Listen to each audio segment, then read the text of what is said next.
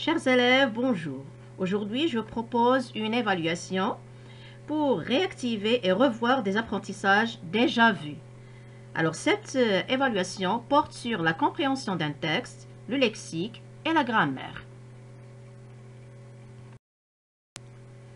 Les objectifs de cette évaluation sont être capable de comprendre un texte narratif en mobilisant les acquis antérieurs nécessaires et découvrir des stratégies qui permettent de progresser dans l'apprentissage. Alors maintenant, prenez vos livres, pépites, à la page 220 et lisez le texte, s'il vous plaît, avec vos yeux, silencieusement.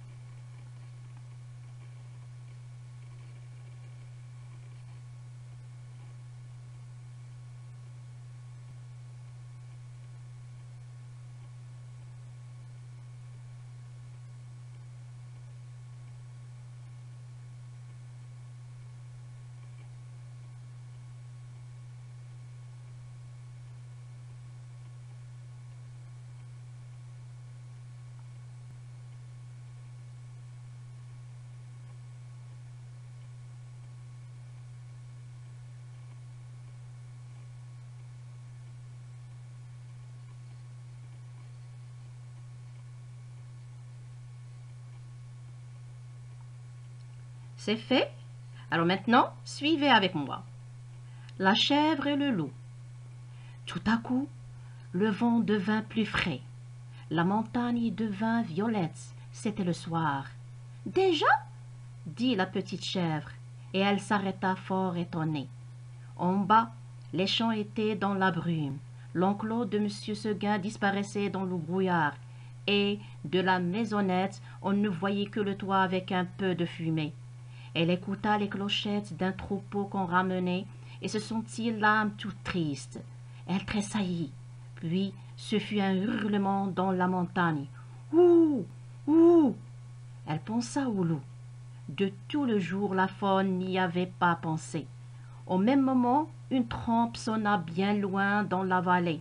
C'était ce bon monsieur Seguin qui tentait un dernier effort. Ouh! Ouh! Faisait le loup. Reviens! Reviens! Criait la trompe. Blanquette eut envie de revenir, mais en se rappelant le pieu, la corde, la haie de l'enclos, elle pensa que maintenant elle ne pouvait plus se faire à cette vie, et qu'il valait mieux rester. La trompe ne sonnait plus.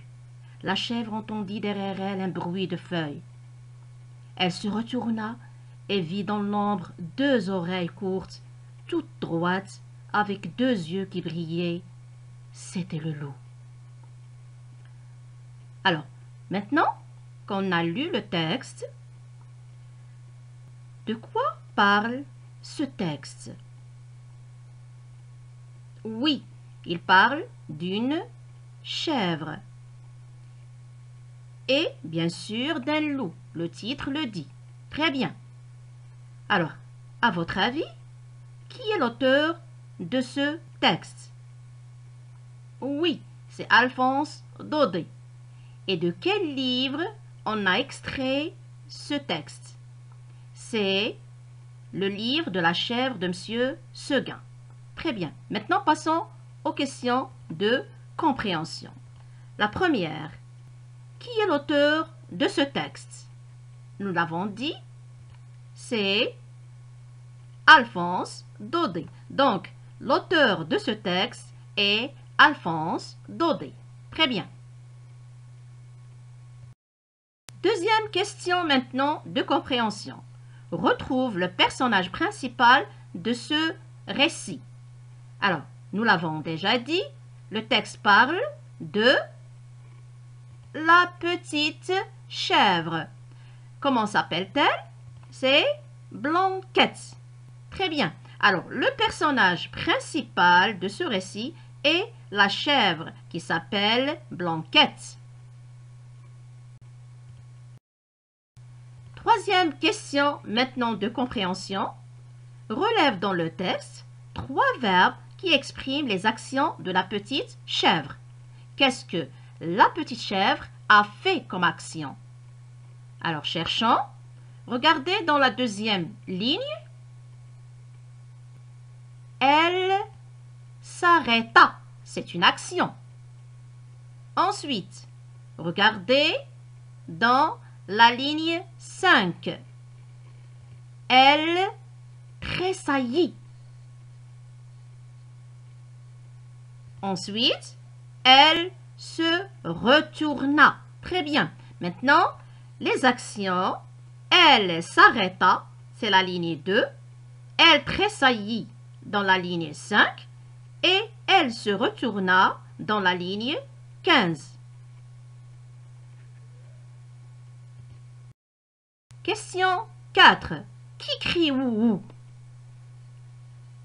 Alors, nous regardez, nous avons ouh. Qui crie? C'est le loup. Très bien. Donc, c'est le loup qui crie dans la montagne.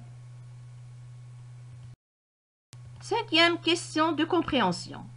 Est-ce que Blanquette retourne à l'enclos de Monsieur Seguin? Et pourquoi? Si oui, pourquoi? Sinon, pourquoi? On justifie la réponse. Alors, regardons dans le texte. Blanquette eut envie de revenir. Elle voulait revenir. Mais elle ne pouvait plus se faire à cette vie et qu'il valait mieux rester. Elle veut être libre. Alors, la réponse, Blanquette ne retourne pas à l'enclos de Monsieur Seguin parce qu'elle ne veut plus être attachée. Elle veut être libre. Question 6 de compréhension. Relève dans le texte 2 arguments qui justifient la décision de la chèvre. Alors, tout à l'heure, nous avons dit que la chèvre ne voulait pas revenir à Monsieur Seguin. Alors, pourquoi? Quels sont les arguments qui justifient sa décision? Alors, bien sûr, elle se rappelle le pieu, la corde, la haie de l'enclos. Et encore, elle ne pouvait plus se faire à cette vie. Alors, la réponse, se rappelant le pieu, la corde, la haie de l'enclos, elle ne pouvait plus accepter cette vie. Question 7. Qui surprend la petite chèvre dans la montagne? Alors, nous avons lu dans le texte qu'il y a un autre personnage qui a fait peur à la petite chèvre. C'était qui? C'était le loup. Très bien. Alors, celui qui surprend la petite chèvre dans la montagne, c'est le loup. La 8e question de compréhension relève tous les mots qui décrivent le loup. Quelles parties de son corps sont représentées par cette description? Alors, la petite chèvre entendit derrière elle un bruit de feuilles. Alors, quand elle se retourna, qu'est-ce qu'elle vit dans l'ombre? Qu'est-ce qu'elle vit? Elle vit 2 oreilles courtes, toutes droites, avec 2 yeux qui brillaient. Alors, c'était le loup. C'était la tête du loup. Alors, les parties qui sont décrites, 2 oreilles courtes, toutes droites, avec 2 yeux qui brillaient. Bien sûr, c'est la tête du loup qui est décrite, telle que la chèvre peut voir derrière les buissons. Passons maintenant aux questions de langue. Alors, je vous donne quelques secondes pour réfléchir.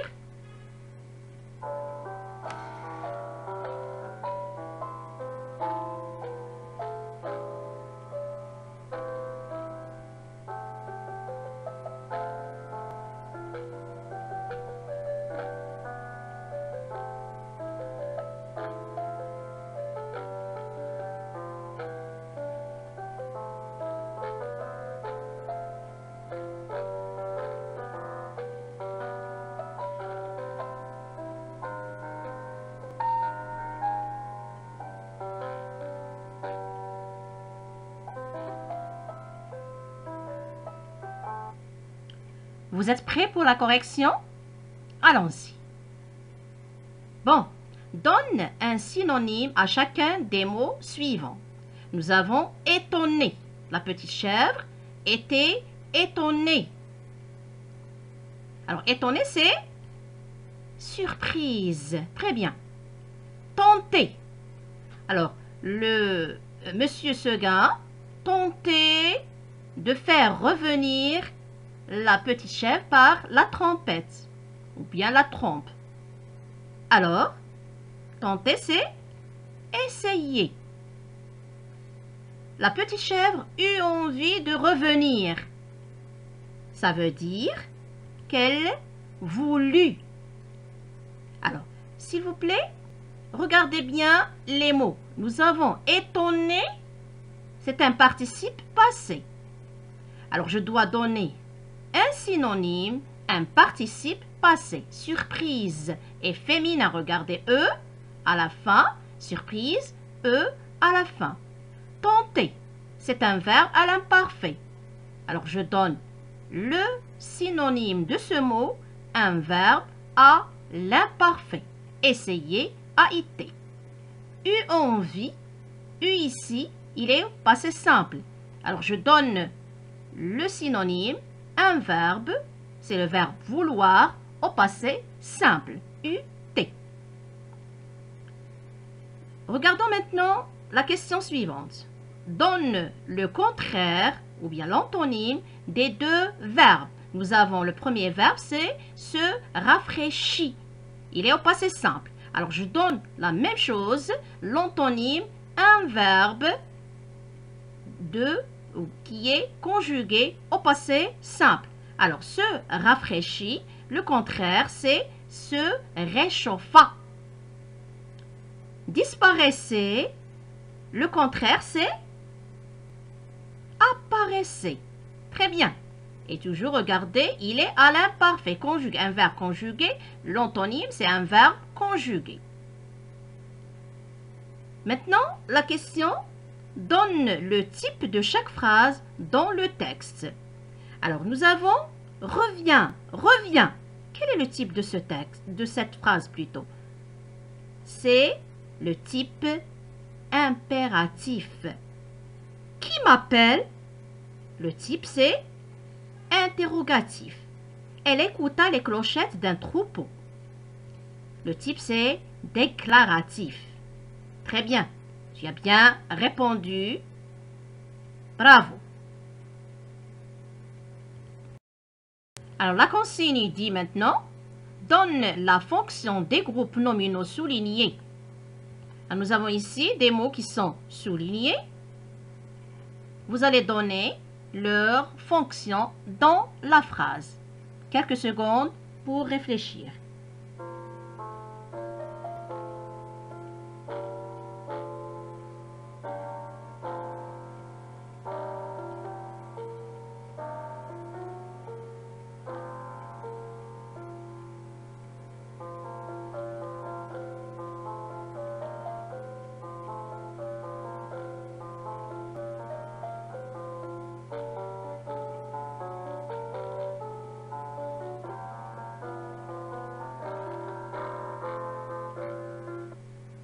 On corrige?